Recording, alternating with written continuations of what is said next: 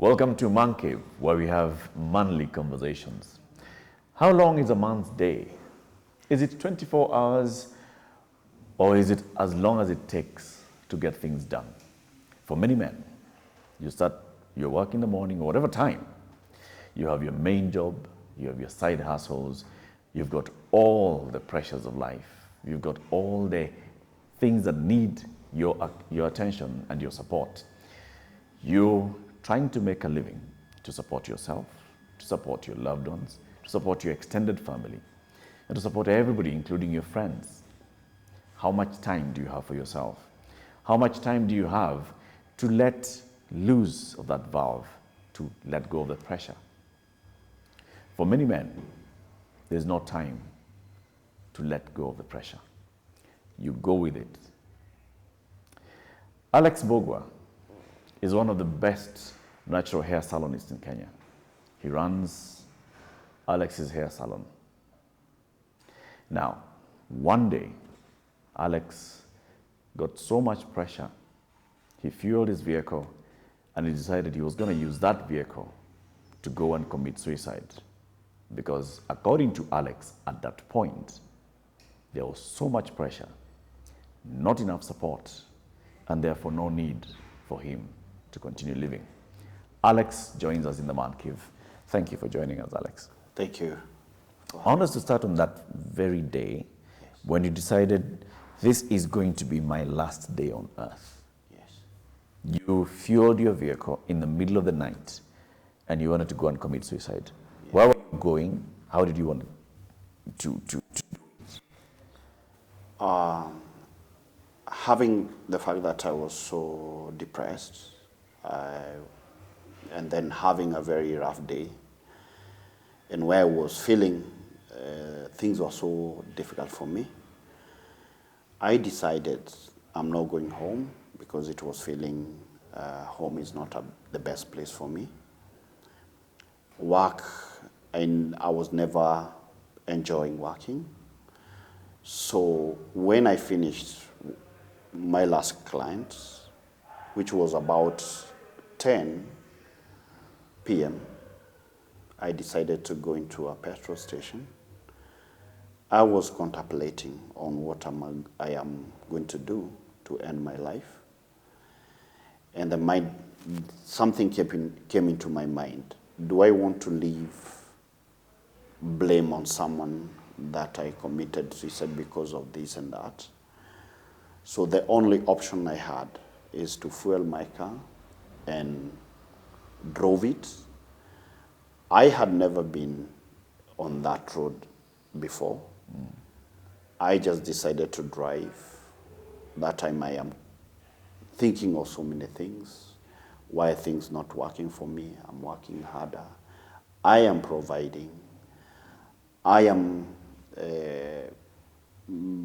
training people. I'm empowering people. But no one seems to understand me, to support me, and just be there for me. So I took the journey of nowhere because I didn't understand where I was going. The thing that I wanted to do is to roll my car, find a cliff where I will roll my car, and it will take days for people to find me. And when they come, they will say, he got an accident. So they were not going to blame my ex-wife. They're not going to blame anyone. It was just a normal accident. You wanted it to play out like, it was just yes. accidental death. Yes, it was an accidental death. So you set off from Nairobi. Yes. You took Thika Road. Yes. You found yourself past Kennel. Yes. Past Sagana. Yes. Past Karatina. Yes. You got to the junction to Nanyuki. Yes. Took that road to Nanyuki. Yes, I took road to Nanyuki. At all this time, yes, are you not telling yourself, no, let me just go back and turn back and go home? No, I wasn't. I didn't have the mind of telling me I am going to rethink the decision that I had made. But because of how stressful I was on that road, I was just driving, I was speeding It was at night. It got to a point where now, because of hallucination, I went blank. So I slept as I was driving, and my car rolled towards out of the road and got to a ditch where I found myself. I had a cut on the forehead, but it wasn't much. So in the morning is when now I found people, because they could see the car far in that field. So they came knocking on the window, and I was like, where I am, because I didn't realize where I was going. It was at night. I've never been on that road before. So I rolled down my window, and people were telling me, what happened? Are you okay? All those kind of questions people can ask you. Then is when I realized that something was about to happen. Then immediately I started crying. Then is when another guy started telling me, whatever you're going through, you should stop thinking and start loving yourself. Because also I was expressing myself when I was crying and telling. What are you saying? I was saying, I have had a lot and enough. I don't want to leave. I have worked so much for my family. I've worked so much for my career, and nothing seemed to work. So that is when I found a man who held my hand, and he told me, I will drive you. And whatever you have told me, I'll take you to Nanyuki. I'll find you a place where you can rest till you're okay. And I'll be coming there every day to check on you. I went to a certain hotel. It's called Buffalo. I stayed there for a whole week. I paid everything. So what I was doing in the morning, just to wake up, sit outside, think about myself, and then I realized then that I have 2 small kids who depends on me. And I felt so sad because I know one of my sons was also going through something. Then I said, no. I need now to stop thinking of me and now start thinking of the 2 kids who depends on me. Because if I don't realize how important they need me, then they will also end up having a very difficult life. That's when now I decided I'm not going back to the marriage. I'm not going back to my usual working place. I have to change everything. Okay. It didn't matter. So let's now look back at what led you here.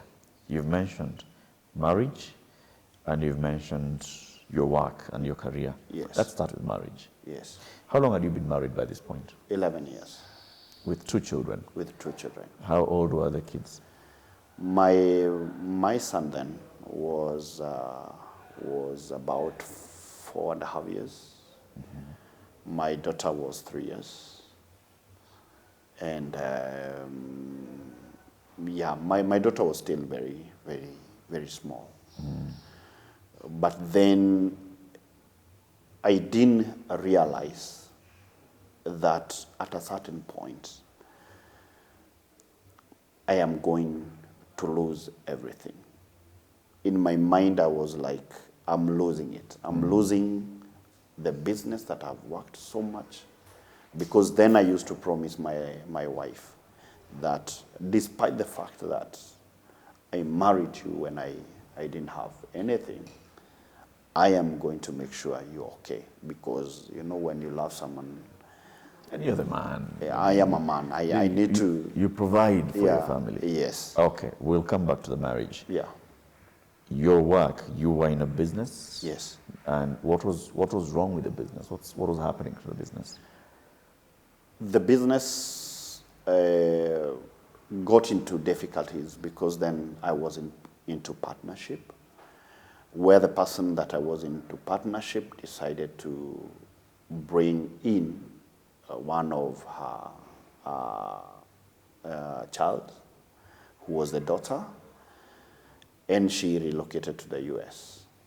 So when the daughter came in to stand for the mother, who I had gotten into partnership with, decided now she wanted to take over and started doing things that wasn't right, like taking money and misusing things, telling the staff members of how I am not one of the directors.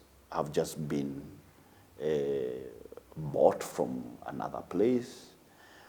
When they do something that is not required, or they default the rule that we had set, they could just go back to her, and when I decide maybe to punish someone, it became difficult for me because they would say, no. Remember then, money is being taken. I'm not getting anything apart from the commission I earn. I own a business. I had invested money.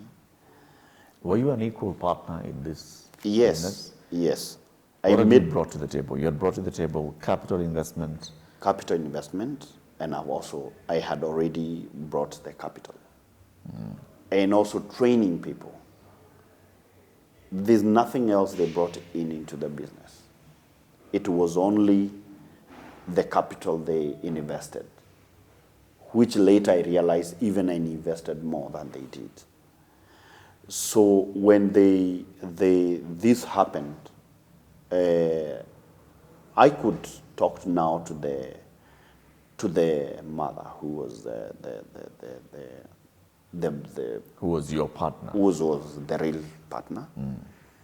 So then that's when the mother started now not listening to what I was telling her, how the business should be done. I even suggested that what we can do is let you, the other partner, who is your daughter, who is a director, stay away from the business. Let me run the business. Then when I need a signatory, she can be coming in and we do a transaction. But that is not was the case. It got to a point that then when they decided to travel, they would give even the checkbook to a relative who would bring the check when we need to pay the salaries for me to sign, instead of leaving the check with me as a director. So there was mistrust. So then this, when I realized, because even other staff who were siding with me, they were telling me, we are feeling like this thing is not going to work, because then we cannot tell you anything. When we tell you anything, it becomes an issue. No, they'd get into trouble with your partners. Exactly. This was a toxic partnership in business. It was. Where you felt that your investment and your contribution to this partnership in the business Yes. was not earning you the required dividends. Yes. And therefore you were not happy. I wasn't happy. And if you look back today, Yes. was the problem the fact that there was a misunderstanding between you and your partners? Yes. Or was the problem also being exacerbated by what you were going through at home? I don't think so, because again here, I really believed in what I was doing then. The fact that I decided to train people who had no idea of or any knowledge about dealing with natural hair. So I dedicated myself. Sometimes I could even leave very late because I didn't have member of staff who could be able to work and bring in capital. So they were relying on my clients who I was training, at the same time giving them those clients so that we can be able to sustain the business. So in everyday thing, I was always there to make sure the business work. We pay rent, we pay the supporting staff, and we pay all the bills. While the other partner wasn't even there, was doing nothing. So that's where now, when they started trying to push me out, because there's a point where one staff decided to tell me something related to work, and then there was unfairness because there's someone who they felt maybe they care so much about that particular member of staff. So when this other staff who was supporting me decided not to listen to her, she brought in cops. And that time I had traveled. So I was called, there are cops arresting one of the staff. So when it got to that point, and then she was embarrassing me in front of other people who were around that area, because there were other salons. She was saying things that really didn't make sense to me. So this clearly was weighing heavily on you. Yes. And you say what was happening in the domestic front was not necessarily adding to the pressure here. Yes. But was this pressure adding to the pressure at home? I think mostly, yes, I can, somehow I can say yes. But again, I didn't have a supporting partner, because I felt if I was happy at home, I wouldn't have cared so much about what is happening at work. Because to me, family comes first. So I found myself trying to make things work at home, and they are not working. Then when I go back to work, trying to make things work are not working. So for me, I felt I didn't have the right people around me to make me stand and make things work the way they are supposed to work. During this time, Alex, Yes. how about your own friends? Your other male friends or female friends? Yes. Just ordinary friends. Yes. Did they know what you were going through? Did you speak to anyone? Yeah, during that time, remember, we as men, we mostly, many people tend to think that men are strong. They are not supposed to be emotional, and they should be, life should continue the way it should be without caring. So having a wife who didn't really support me, and having that I was trying so hard to make things work, taking her to school, putting up business for her, even to a point where I brought an idea that we wanted to open a bakery, and then I was bringing all the ideas of how it's going to work. And the fact that every time she could just do things and decide to abandon everything that I had tried to bring. So when the pressure of home made me, when I go to work, I'm feeling that I don't have peace. Then this person was a lady friend who sometimes would be left with me at work.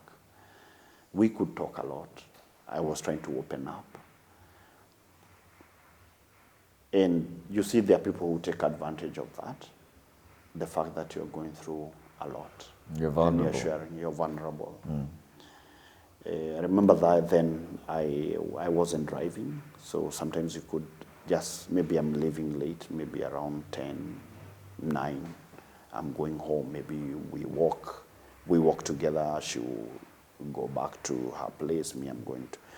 But at a certain point, she wanted more than just being friend.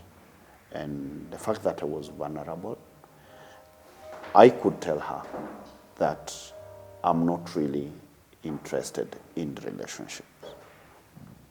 And I could tell her that I just love my family, I still love my You're wife. not at the right point. Yes, of Get into getting another relationship. Yes, but on that line of trying to make my relationship work home, I found myself getting closer to this person because she's listening to me. But I'm telling her I don't want a relationship. I don't want to go beyond a friendship. But you know, people being vulnerable is not the best thing, because then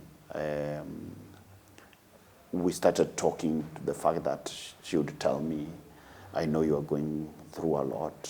You can tell me anything. We can be friends. I don't care whether you're married. I respect. Did you get into a relationship with her? Yes, I did. Do you think it accelerated your decision to leave? To leave my wife? Yeah. No. It didn't. Those two were not related at all. I could actually say point blank, I'm not interested in a relationship. I already have a relationship with my wife. Okay. But then, because I still kept on trying so hard to make my marriage work, and it wasn't working, because one day I had gone to Nyeri. I do farming also. And when I came back, I found my wife had left me, and she had carried my kids and locked the house. That's then when I decided, no, and it wasn't first time, because every time when you try to make things work, she would always leave. So I was feeling like she's not making an effort of trying to make things work at home. Because again, then I had told her, you're the one who can make this place hospitable for me. When I come from work, I feel I'm home.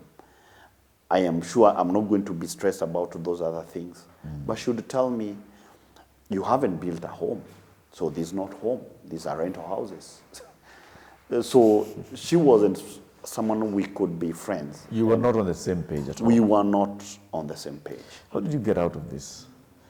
So you decided, after spending a week in Nanyuki, Yes. Reflecting, introspecting, you decided that you needed to end this. How did you get out of these two relationships, your partnership at work and your partnership at home? I made a tough decision of where I didn't care anymore. I looked at it like, if today I become a mad person because of being stressed by a person who didn't really care about what I was going through, I don't think these people are going to do anything to make my life comfortable anymore. There are parents who depends on me or my siblings. Then I have business here, who even I used to share with my partner what I was going through. And she still continued to do the things they were doing. So I felt no one really cared. Who cared is me as a person. I have to make a tough decision and say, you can start anything and it doesn't work, so I can just move out of it and start something else. So for me, it wasn't more based on money, but what I believed in me, till today. So when you came back from Nanyuki, Yes. you left your business. I left my How did you end that partnership? Deciding that I'm not even going to take anything from it. If they will feel that they will pay me, they will pay me. If they feel they don't want, I don't care. So you cut your losses and left? And left. I cut my losses and I left. How about with your wife? That one, my wife, because it wasn't the first incident of where she could one day just walk and go, then I go looking for her. Sometimes she could leave my child in the house and just go. she could be the person who then, when I tried to really negotiate with her, just be a wife, let us build our family. I even bought her a car to do business because I was very supportive. And when she could not, I felt she could not sustain the marriage, and maybe she wasn't for it, then that's when now I decided I have to allow it to be just that. Because one day she walked out with the kids, and when I go home, I remember that day I had done a shopping, and I went home. I'm knocking the door. No one is opening for me. So I peep from the window. There's no one. The house is locked. I have come from work stressed. I'm expecting to find people in the house, and here she's gone. That's when I said, I think I'm putting too much pressure to myself, and I'm working on something that is not working for me. So I decided I have to take a break from it, because then the thing of loving that person was gone completely because of the thing she had taken me through. Then that's when now he said, I don't want anything to do with it. I'll take care of my kids, wherever they will be. Even if she decided to stay with them, I'll be supportive. I'll remain their dad. I'll do everything they require. And I actually even told her, look for a very good school where they can go to school. Me, I'll be seeing them on a weekly basis. It didn't matter where they will be. I'll be making trips to still support your children still support today. them. Yeah, but anything else to do with her, I was done and dusted. How are you today as we conclude the conversation? I'm a different person. The facts that are more experience, and I know what I want, and I know the kind of a person I want to be my wife, and I'm more aware, and I take day at a time. I don't really put myself under so much pressure. When it doesn't work, I just leave it. When I'm in business that they didn't bring anything, I don't complain, I don't say anything. The fact I have become a person who appreciates life more than the things that are happening around me. I'm more contented, but I'm still more focused, and more clear in my mind of what I want. I'm less fearful. I don't fear. If I decided to do something, I'll just do it. If it doesn't work, I'll just say it's not working. And I will move to the next thing, if there is. Thank you. And now, Alex's salon is doing well. Actually, it's doing really well. I have two. I started with one. Now, actually, they say I have upstairs and downstairs. I am an employer of about 58 employees. That is the salon and spa, and also a barber shop. I'm about also to launch a product soon.